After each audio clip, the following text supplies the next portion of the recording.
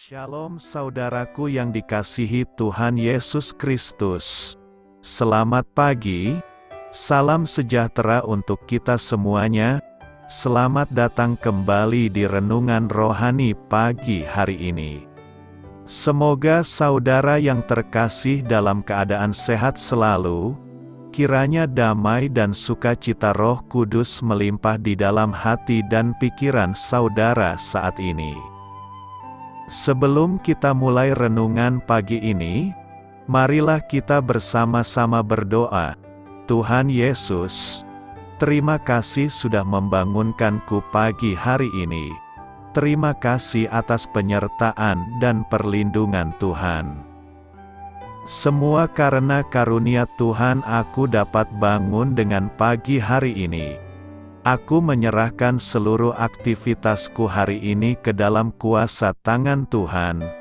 Jauhkanku dari yang jahat, ya Tuhan. Tuhan Yesus, tolong lindungi dan berkati aktivitasku hari ini. Tolong berkati juga keluarga dan teman-temanku, Bapa Surgawi, oleh karya Roh Kudus. Tolonglah aku untuk menjauhi segala sesuatu yang melukai hati-Mu. Ampunilah segala dosa kami, ya Tuhan. Dalam nama Tuhan Yesus, aku sudah berdoa. Amin. Sahabat saudara rohani, pembacaan ayat emas Alkitab renungan kita hari ini terambil dari kitab Yeremia 38 ayat 17 sampai dengan ayat 23.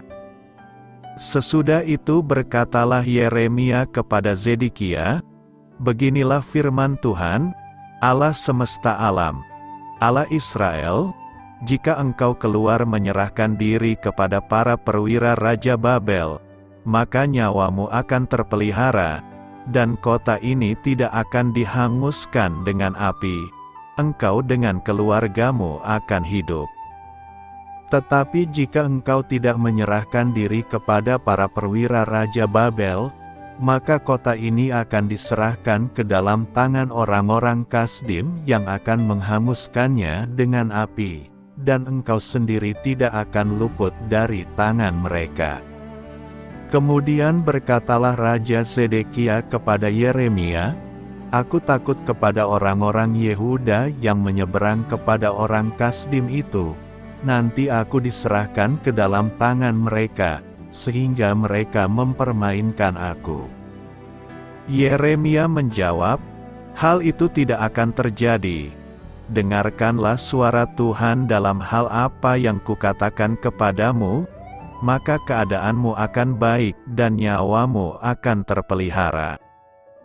Tetapi jika engkau enggan menyerahkan diri, maka inilah firman yang dinyatakan Tuhan kepadaku, sungguh, semua perempuan yang masih tinggal di istana Raja Yehuda digiring keluar ke hadapan para perwira Raja Babel sambil berseru, engkau diperdayakan, dikalahkan oleh sahabat-sahabatmu.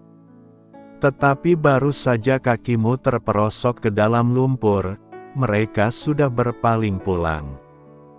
Semua istrimu dan anak-anakmu akan digiring keluar ke hadapan orang-orang Kasdim itu, dan engkau sendiri tidak akan terluput dari tangan mereka, tetapi engkau akan tertangkap oleh Raja Babel, dan kota ini akan dihanguskan dengan api. Ayat renungan pagi kita terambil dari kitab Yeremia 38 ayat 17 sampai dengan ayat 23. Inti dari ayat emas renungan kita adalah, dengarkanlah suara Tuhan dalam hal apa yang kukatakan kepadamu, maka nyawamu akan terpelihara. Mari kita mulai renungan pagi kita. Judul renungan kita hari ini adalah Berserah kepada Yesus, ditulis oleh Tim Gustafson. Mari kita mulai kisah inspiratif. Pada tahun 1951, dokter menyarankan kepada Joseph Sainlin untuk mengurangi beban kerja supaya kesehatannya terjaga. Akan tetapi, sang dokter justru ditangkap atas tuduhan telah memata-matai penguasa Uni Soviet itu. Diktator yang sudah menindas banyak orang dengan kebohongan itu tidak dapat menerima kebenaran, dan seperti yang sering dilakukannya, ia memilih untuk menyingkirkan orang yang menyampaikan fakta kepadanya. Namun, kebenaran tetap menang. Sainlin pun wafat pada tahun 1953. Nabi Yeremia ditangkap dan dirantai karena nubuatnya yang mengerikan. Ia sudah memberi tahu Raja Yehuda apa yang persis akan terjadi pada Yerusalem. "Dengarkanlah suara Tuhan dalam hal apa yang kukatakan kepadamu," katanya kepada Raja Sedekia. Penolakan untuk menyerah kepada musuh yang sudah mengelilingi kota hanya akan memperburuk keadaan. Yeremia memperingatkan, "Semua istrimu dan anak-anakmu akan digiring keluar ke hadapan orang-orang Kasdim itu. Dan engkau sendiri tidak akan luput dari tangan mereka, tetapi engkau akan tertangkap oleh Raja Babel." Zedekia gagal untuk bertindak menurut kebenaran yang diterimanya. Akhirnya, tentara Babel menangkap sang raja, membunuh semua putranya, dan membakar kota Yerusalem. Bisa dikatakan, seluruh umat manusia menghadapi dilema yang dialami Zedekia. Kita terjebak dalam tembok kehidupan kita sendiri yang penuh dengan dosa dan keputusan yang salah. Seringkali kita memperburuk keadaan dengan menghindari orang-orang yang memberitahukan kebenaran tentang diri kita. Yang sesungguhnya perlu kita lakukan hanyalah berserah kepada kehendak Dia yang berkata, "Akulah jalan dan kebenaran dan hidup. Tidak ada seorang pun yang datang kepada Bapa, kalau tidak melalui Aku." Marilah kita renungkan di dalam hati kita, bagaimana pilihan hidup Anda sejalan dengan pernyataan Yesus? Apa yang menghalangi Anda untuk berserah kepadanya? Hal ini patut kamu ketahui. Zedekia putra bungsu Raja Yosia adalah raja terakhir Yehuda. Ia dinobatkan oleh Nebukadnezar, Raja Babel, yang telah mengeluarkan semua perbendaharaan di rumah Tuhan dan menawan semua pahlawan Yehuda yang gagah perkasa beserta semua tukang dan pandai besi, bersama Raja Yoyahin dan keluarganya. Pada tahun 586 SM, karena Zedekia tidak mendengarkan peringatan Yeremia, dan bahkan secara bodoh melawan Babel, seluruh keluarganya dibunuh, ia sendiri dibutakan, Bait Allah dan Yerusalem dihancurkan, dan hampir semua orang yang tertinggal diangkut ke dalam pembuangan. Sendengkan telingamu pada Tuhan.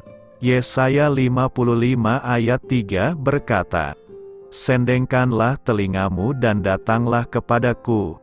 Dengarkanlah, maka kamu akan hidup. Aku hendak mengikat perjanjian abadi dengan kamu, menurut kasih setia yang teguh yang kujanjikan kepada Daud." Menyendengkan berarti mendengar dengan penuh perhatian. Menyendengkan telinga kepada Tuhan berarti kita memperhatikan penuh firman Tuhan baik dalam kitab suci maupun khotbah-khotbah yang disampaikan. Menyendengkan telinga kepada Tuhan berarti juga kita terus-menerus menggali kebenaran firman Tuhan setiap hari. Pemazmur menulis, yang kesukaannya ialah Taurat Tuhan, dan yang merenungkan Taurat itu siang dan malam. Ia seperti pohon, yang ditanam di tepi aliran air, yang menghasilkan buahnya pada musimnya, dan yang tidak layu daunnya, apa saja yang diperbuatnya berhasil. Tuhan menyampaikan nasihat senada kepada Yosua agar tidak lupa memperkatakan firman Tuhan dan merenungkannya siang dan malam. Sebab dengan demikian perjalananmu akan berhasil dan engkau akan beruntung. Semakin kita tinggal di dalam firman Tuhan, semakin kita mengerti rencana dan kehendak Tuhan dalam hidup ini. Lalu kita berjalan di rencananya dan mengimani rencananya. Dan disitulah kita melihat keberhasilan. Semua kita bisa menyendengkan telinga kita pada suara Tuhan dan harus mendengarkan suara Tuhan. Ada banyak alasan penting mengapa kita perlu mendengarkan suara Tuhan. Minimal ada dua alasan mengapa kita menyendengkan telinga kepada Tuhan, yakni: pertama, menyendengkan telinga kepada Tuhan adalah soal hidup atau mati. Luar biasa, ternyata mendengarkan suara Tuhan itu bukanlah hal yang sepele, melainkan soal hidup atau matinya kita. Ayat ini mengatakan kalau kita ingin hidup, arahkan telinga kita kepada Tuhan, datang padanya dan dengarkanlah Tuhan. Contoh yang nyata adalah seperti yang dialami oleh Raja Ahab. Pada waktu itu ketika Raja Ahab mengajak Raja Yosafat untuk berkoalisi merebut kembali Ramot Gilead dari tangan Raja Aram, Yosafat meminta agar Raja Ahab untuk meminta petunjuk Tuhan dengan menanyakan firman Tuhan. Sebanyak 400 nabi-nabi bayaran menubuatkan hal-hal yang baik, tetapi Raja Yosafat merasa perlu untuk meminta petunjuk Tuhan melalui nabi Tuhan. Maka dipanggillah Mika bin Yimla, di mana Nabi Mika menyampaikan apa yang menjadi pesan Tuhan dan bagaimana nasib Raja Ahab apabila maju bertempur melawan Aram. Kedua, menyendengkan telinga kepada Tuhan menentukan keberhasilan kita. Banyak orang berpikir bahwa keberhasilan hanya ditentukan dari keterampilan, keahlian, pengalaman serta seberapa keras dia berupaya. Satu hal yang jarang disadari adalah bahwa keberhasilan kita tergantung dari apakah kita mendengarkan suara Tuhan atau tidak. Daud adalah bukti nyata dari seorang yang mengalami keberhasilan karena mendengarkan suara Tuhan. Orang yang senantiasa merenungkan firman Tuhan hidupnya pasti penuh mujizat. Sebab seperti hujan dan salju turun dari langit dan tidak kembali ke situ, melainkan mengairi bumi, membuatnya subur dan menumbuhkan tumbuh-tumbuhan, memberikan benih kepada penabur dan roti kepada orang yang mau makan. Demikianlah firman-Ku yang keluar dari mulut-Ku, ia tidak akan kembali kepadaku dengan sia-sia, tetapi ia akan melaksanakan apa yang Ku kehendaki, dan akan berhasil dalam apa yang Kusuruhkan kepadanya. Karena itu, sendengkanlah telingamu kepada Tuhan sebagai kegemaran hidup setiap hari. Apa yang Alkitab katakan tentang kemakmuran? Kemakmuran adalah tema populer yang telah tertanam dalam pesan Kristiani. Karena kedengarannya sangat membesarkan hati, dan ada ayat-ayat Alkitab yang tampaknya mendukung kemakmuran, banyak guru populer yang menggantikan pengajaran kemakmuran dengan doktrin yang masuk akal tentang pertobatan, salib, dan realitas neraka. Hasrat kita untuk menjadi sejahtera begitu kuat sehingga kita tertarik pada ajaran ini bagaikan ngengat yang terbang ke nyala api. Janji kemakmuran, dipadukan dengan spiritualitas, menawarkan harapan, bantuan finansial, dan hubungan dengan Tuhan sekaligus. Para pengkhotbah kemakmuran juga memberitahu kita apa yang ingin kita percayai. Dasar pemikiran dari khotbah kemakmuran atau pengajaran firman iman adalah, karena Tuhan itu baik, Dia menghendaki anak-anaknya sejahtera dalam hal kesehatan, kekayaan, dan kebahagiaan. Dan karena Dia kaya, Dia mampu mewujudkannya. Sulit untuk memisahkan fakta Alkitabiah dari fiksi buatan manusia. Apa sebenarnya yang diajarkan Alkitab tentang kemakmuran? Kita harus mulai dengan pengakuan bahwa seluruh ciptaan adalah milik Tuhan. Dialah yang memiliki segala sesuatu, dan apa yang Dia lakukan terhadap segala sesuatu itu adalah keputusannya. Kita juga tahu bahwa Dia baik dan ingin memberi kita hal-hal yang baik. Anugerah terbesar yang telah Allah berikan, Putranya sendiri, Yesus. Ketika kita telah menerima anugerah itu dan menerima kehormatan tinggi untuk diangkat menjadi keluarga Allah, Sang Pencipta menjadi Bapa kita. Dia mengasihi kita seperti anak-anaknya yang terkasih.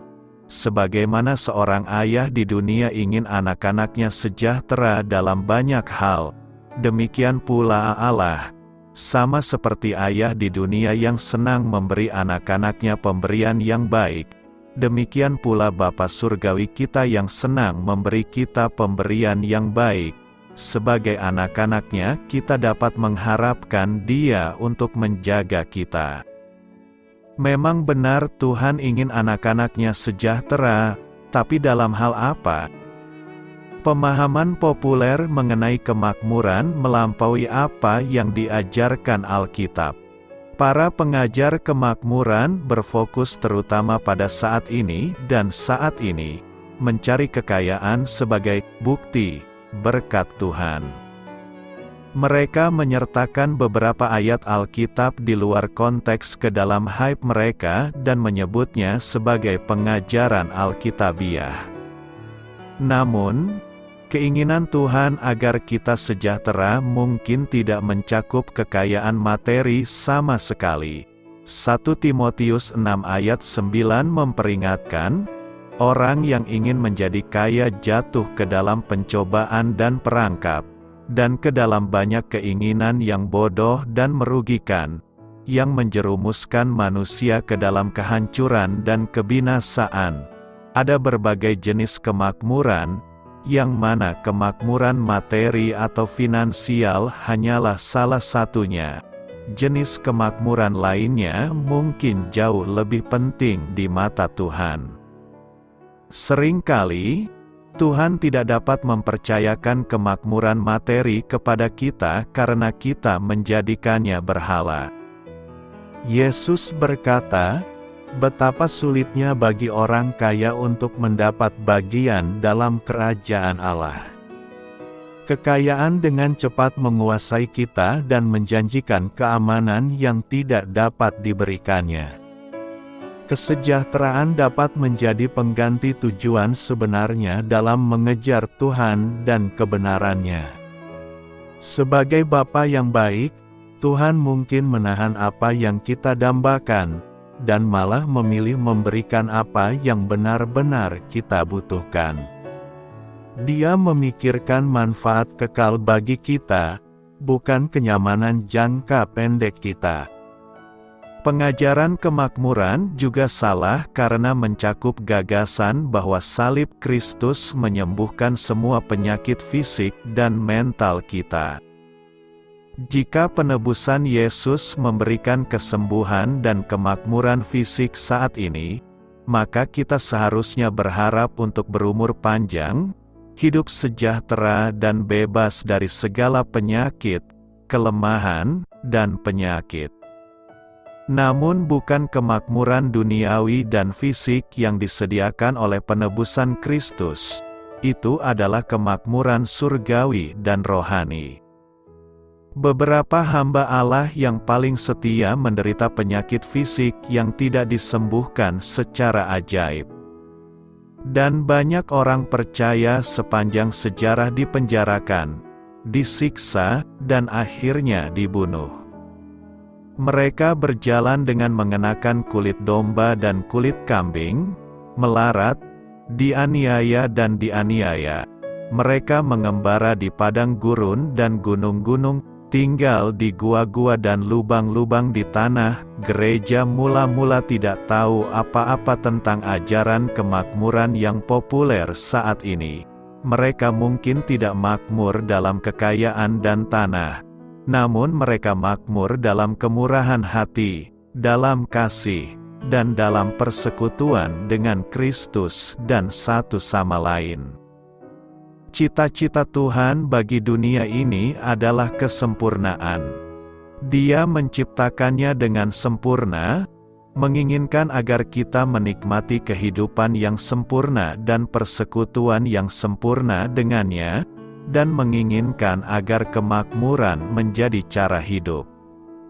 Namun dosa merusak rencana yang sempurna itu, dan sekarang kemakmuran, kesehatan, dan kehidupan yang bebas dari masalah adalah hal yang mustahil bagi banyak orang dan hanya akan berlalu begitu saja. Allah memang menawarkan kesejahteraan yang tak dapat dijelaskan, namun hal itu mungkin tidak akan terjadi selama kita tinggal di bumi dalam waktu singkat. Bagi banyak orang, realisasi penuh dari pemulihan Tuhan hanya akan dialami ketika kita meninggalkan dunia ini dan memasuki hadirat-Nya dalam kekekalan. Ibrani 11 mencantumkan lusinan hamba Tuhan yang setia yang diharapkan dapat hidup sejahtera karena kesetiaan mereka.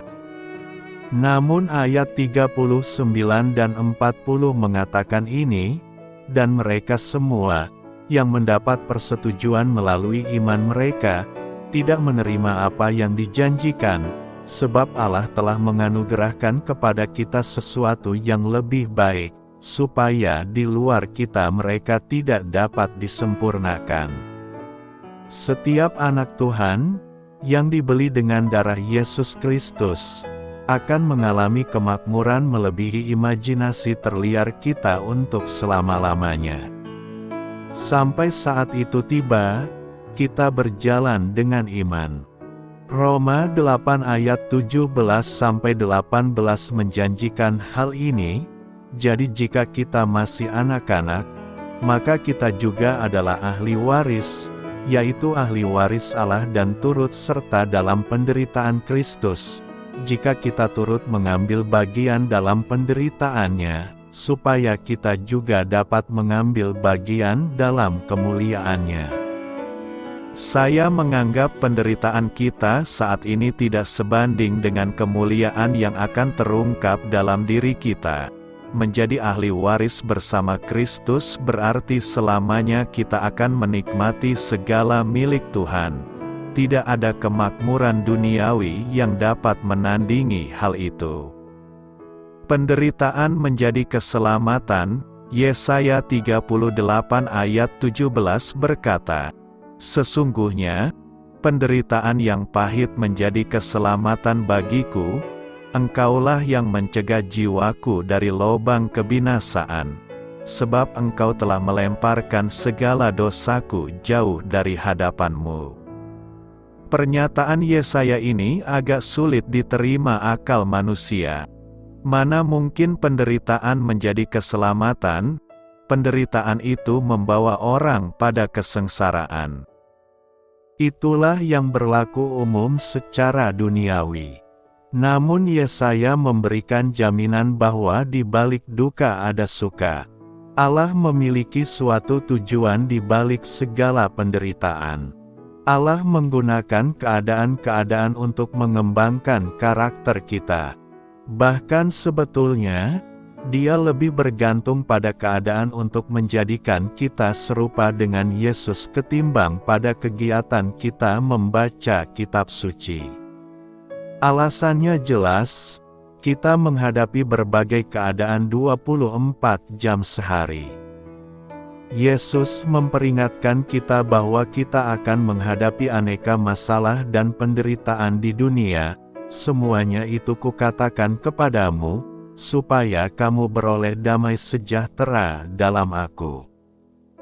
Dalam dunia kamu menderita penganiayaan, tetapi kuatkanlah hatimu. Aku telah mengalahkan dunia. Tidak ada seorang pun yang kebal terhadap penderitaan atau terlindungi dari penderitaan. Dan tidak seorang pun yang akan menjalani kehidupan ini tanpa masalah. Setiap kali kita berhasil memecahkan satu masalah, masalah lain sudah menanti untuk muncul. Tidak semua masalah itu besar, tetapi semuanya berperan penting dalam proses pertumbuhan yang disiapkan Allah bagi kita. Petrus meyakinkan kita bahwa penderitaan itu normal, dengan mengatakan, "Janganlah kamu heran akan nyala api siksaan yang datang kepadamu sebagai ujian, seolah-olah ada sesuatu yang luar biasa terjadi atas kamu." Allah memakai penderitaan untuk menarik kita lebih dekat kepada diri-Nya. Kitab suci mengatakan, Tuhan itu dekat kepada orang-orang yang patah hati, dan Ia menyelamatkan orang-orang yang remuk jiwanya. Pengalaman-pengalaman penyembahan kita yang paling hebat dan mendalam mungkin terjadi ketika kita tengah mengalami masa-masa tergelap dalam hidup kita, ketika kita patah hati, merasa ditinggalkan, tidak dipilih, atau ketika mengalami penderitaan badani yang luar biasa dan kita datang kepada Allah sendiri. Selama dalam penderitaan itulah kita belajar untuk menaikkan doa-doa kita yang paling murni, sepenuh hati, dan jujur kepada Allah. Ketika kita berada di dalam penderitaan, kita tidak lagi memiliki tenaga untuk menaikkan doa-doa yang dangkal. Ketika hidup terasa menyenangkan, kita mungkin menikmatinya dengan kerinduan untuk mengetahui tentang Yesus, dengan meniru Dia dan mengutip perkataannya serta membicarakannya. Tetapi hanya dalam penderitaanlah kita akan benar-benar mengenal Yesus. Kita mempelajari berbagai hal tentang Allah di dalam penderitaan karena hal itu tidak bisa kita pelajari dengan cara lain. Allah tentu bisa saja mencegah agar Yusuf tidak masuk penjara, agar Daniel tidak dimasukkan dalam gua singa, agar Yeremia tidak dimasukkan ke dalam perigi, agar Paulus tidak mengalami karam kapal 3 kali dan mencegah 3 pemuda Ibrani agar tidak dibuang dalam perapian yang menyala-nyala. Tetapi Allah tidak melakukannya. Allah mengizinkan penderitaan tersebut terjadi, dan sebagai hasilnya setiap orang tersebut ditarik lebih dekat kepada Allah. Penderitaan mendorong kita untuk memandang kepada Allah dan bergantung padanya dan bukan pada diri kita sendiri. Paulus memberikan kesaksian tentang hal ini. Kami merasa seolah-olah kami telah dijatuhi hukuman mati. Tetapi hal itu terjadi, supaya kami jangan menaruh kepercayaan pada diri kami sendiri, tetapi hanya kepada Allah yang membangkitkan orang-orang mati. Kita tidak akan pernah menyadari bahwa Allah adalah satu-satunya yang kita butuhkan sebelum kita merasakan Allah sebagai satu-satunya yang kita miliki. Apapun penyebabnya, tidak ada satupun masalah yang bisa terjadi tanpa izin Allah. Segala sesuatu yang terjadi atas seorang anak Allah sudah disaring oleh Bapa, dan Dia bermaksud menggunakannya untuk kebaikan meskipun iblis dan yang lain memaksudkannya untuk keburukan. Karena Allah adalah pemegang kendali tertinggi, penderitaan hanyalah insiden-insiden dalam rencana kebaikan dari Allah bagi kita. Karena setiap hari dari kehidupan kita sudah tertulis pada penanggalan Allah sebelum kita dilahirkan, maka segala sesuatu yang terjadi pada kita memiliki manfaat rohani. Segala sesuatu. Roma 8 ayat 28-29 menjelaskan alasannya. Kita tahu sekarang bahwa Allah turut bekerja dalam segala sesuatu untuk mendatangkan kebaikan bagi mereka yang mengasihi Dia, yaitu bagi mereka yang terpanggil sesuai dengan rencana Allah. Sebab semua orang yang dipilihnya dari semula, mereka juga ditentukannya dari semula untuk menjadi serupa dengan gambaran anaknya.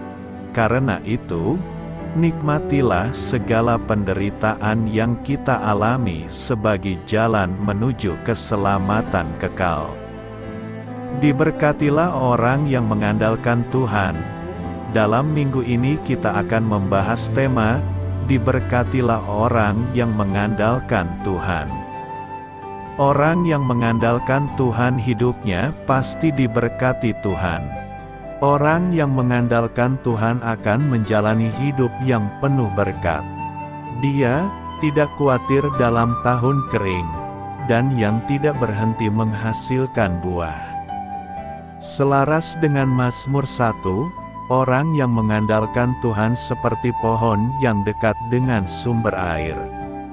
Sekalipun dalam kekeringan, pohon itu akan tumbuh sangat subur karena selalu mendapat pasokan nutrisi yang cukup.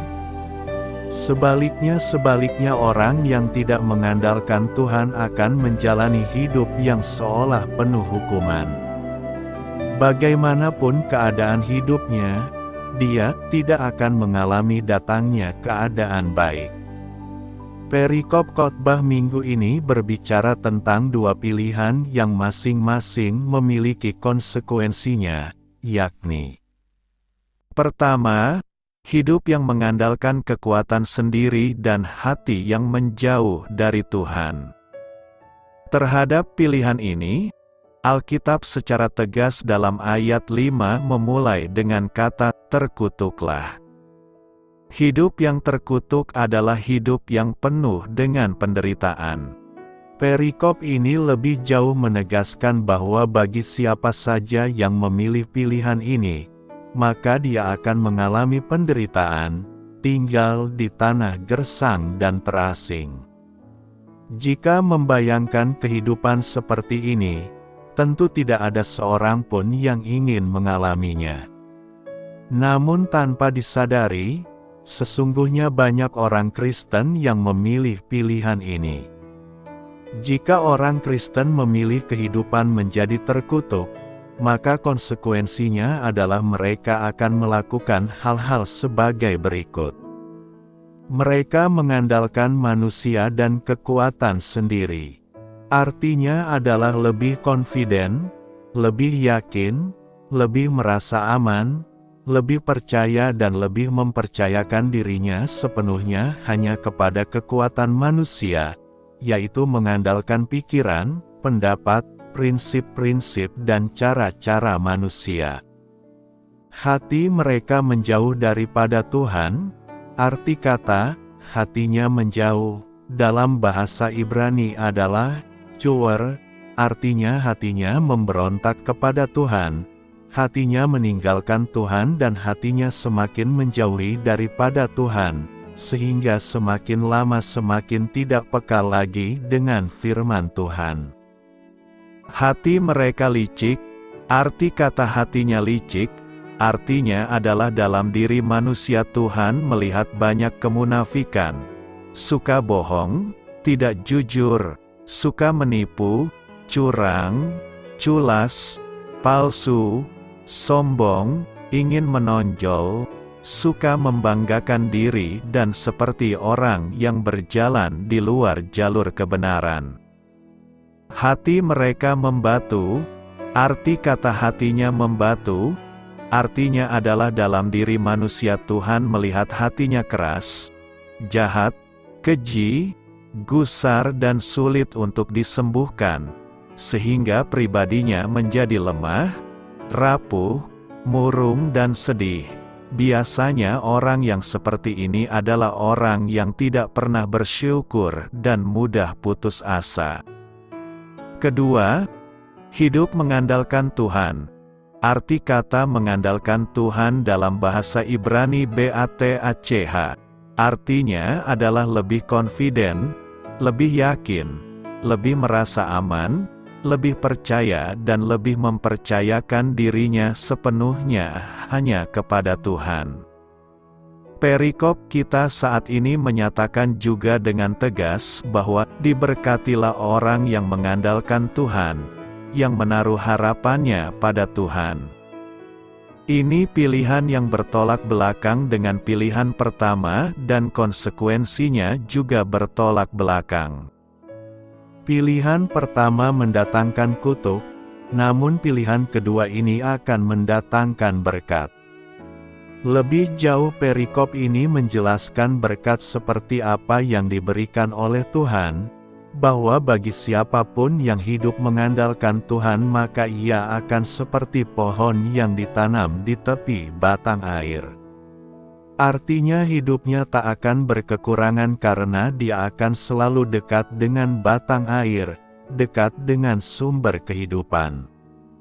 Dalam pilihan hidup mengandalkan Tuhan, maka seseorang tidak akan mengalami kekeringan dan tidak akan berhenti menghasilkan buah.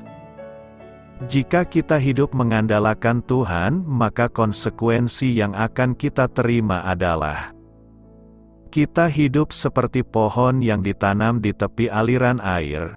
Artinya kita menjadi pribadi yang selalu melekat kepada Tuhan dan kepada firman Tuhan.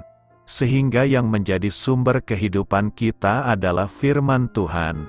Yang menjadi pegangan kita adalah firman Tuhan dan kita hanya percaya kepada apa yang dikatakan oleh firman Tuhan, sebab air menggambarkan firman Tuhan dan Yesus adalah air kehidupan.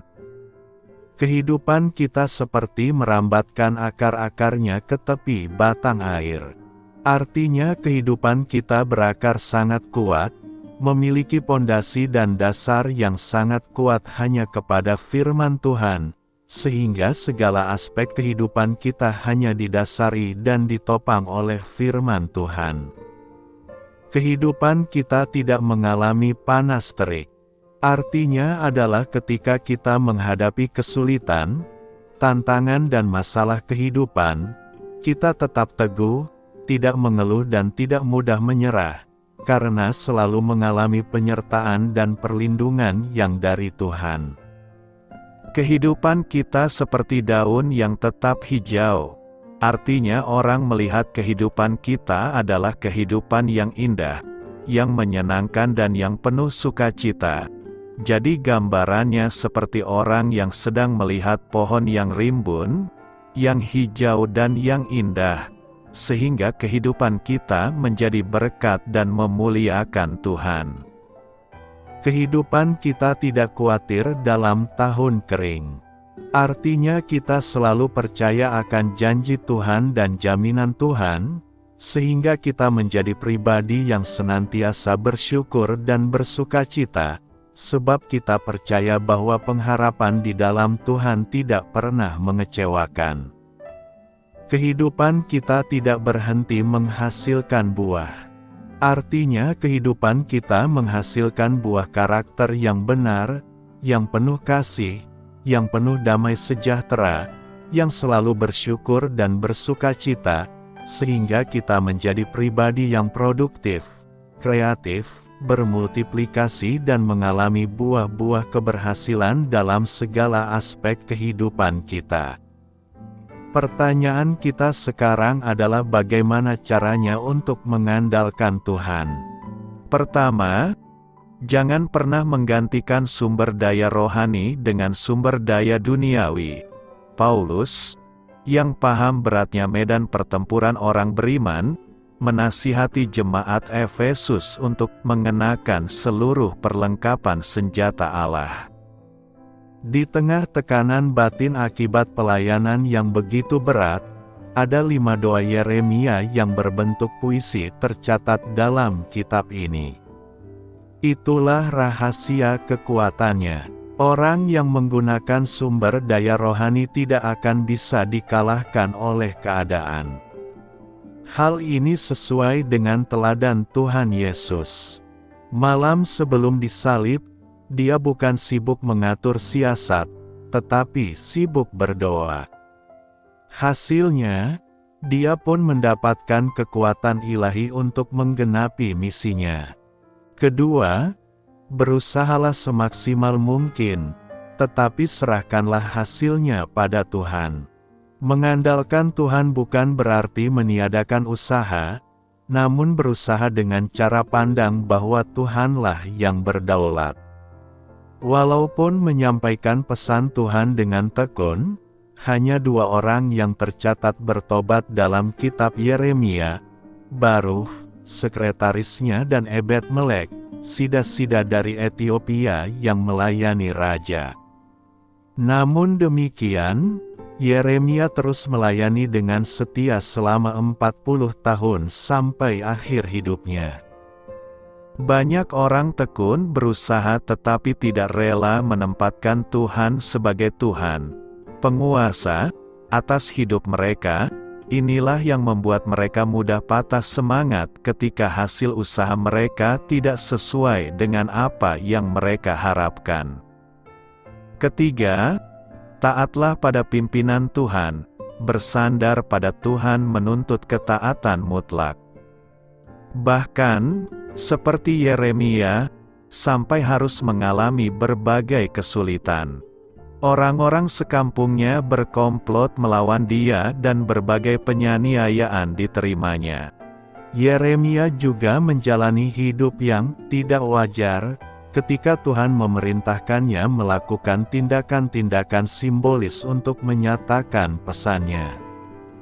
Dia tidak diizinkan menikah, kemudian disuruh memanggul gandara taukuk dari kayu dan bahkan menggantinya dengan besi. Relakah kita hidup menaati Tuhan sampai seperti ini? Ketika ingin menyerah, ingatlah dan mintalah kekuatan pada Kristus, yang terlebih dulu, taat sampai mati di kayu salib, demi menebus dosa kita. Taat juga berarti bersiap selalu untuk mengganti rencana kita jika Tuhan menghendakinya. Paulus dan Silas pernah dicegah oleh Roh Kudus ketika ingin memberitakan Injil ke Asia dan Bitinia. Secara manusia, itu terlihat sebagai sebuah kegagalan. Mungkin saja mereka merasa kecewa dan bertanya-tanya. Renungkan, apakah yang hendak kita renungkan dan hayati dari khotbah Minggu Septuagesima ini? Ada beberapa hal yang hendak kita lakukan dalam kehidupan sehari-hari, yakni: Pertama, hindarilah percaya dan mengandalkan manusia karena manusia dapat mengecewakan. Manusia seringkali ingkar kepada kata-kata dan janjinya sendiri. Ada begitu banyak orang yang dengan mudah mengucapkan janji-janji manis, namun semudah mengucapkan janji, semudah itu pula janji itu terlupakan. Mungkin kita juga adalah salah satu dari orang yang sering mengingkari janji kita kepada sesama. Selain manusia dapat mengecewakan, manusia juga memiliki kemampuan yang terbatas. Ada pula kenyataan orang yang berjanji kepada kita ingin sekali menepati janjinya, tetapi keadaannya tidak memungkinkan untuk menepati janji itu karena keterbatasannya. Kedua, kita harus mengandalkan Tuhan dalam semua perjalanan hidup kita. Jika kita mengandalkan Tuhan, maka Dia selalu menepati janjinya. Dia tidak pernah mengingkari janjinya. Tuhan adalah pribadi yang maha kuasa. Tidak ada yang dapat membatasi kuasa-Nya untuk menolong kita. Tuhan dapat memberikan pertolongan meski seberat apapun masalah kita, kapanpun dan dimanapun kita perlu pertolongan-Nya. Tuhan adalah pribadi yang dapat diandalkan. Karena itu marilah kita menjadi pribadi yang mengandalkan Tuhan di sepanjang hidup kita. Doa saya menyertai saudara sekalian. Marilah kita menyampaikan doa syafaat. Allah penuh kasih, ampunilah keangkuhan diri yang telah menjauhkanku dari-Mu. Amin. Sampaikan harapan dan permintaan saudara kepada Tuhan.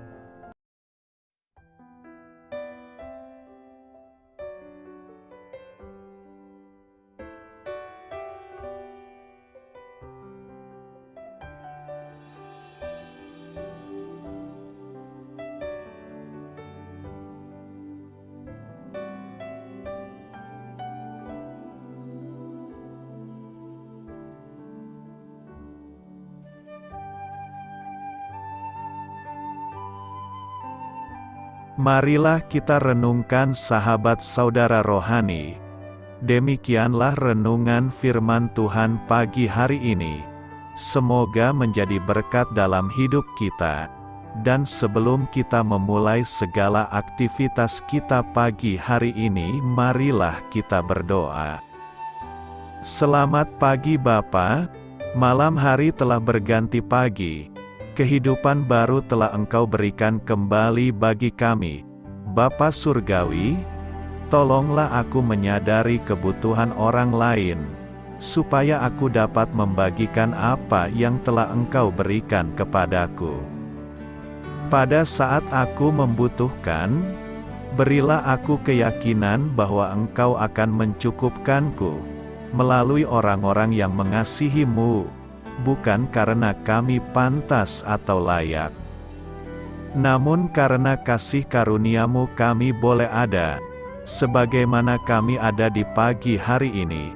Terima kasih Tuhan, atas kesempatan baru yang telah Tuhan berikan kepada kami, untuk bisa memperbaiki diri agar kami bisa lebih layak di hadapan-Mu.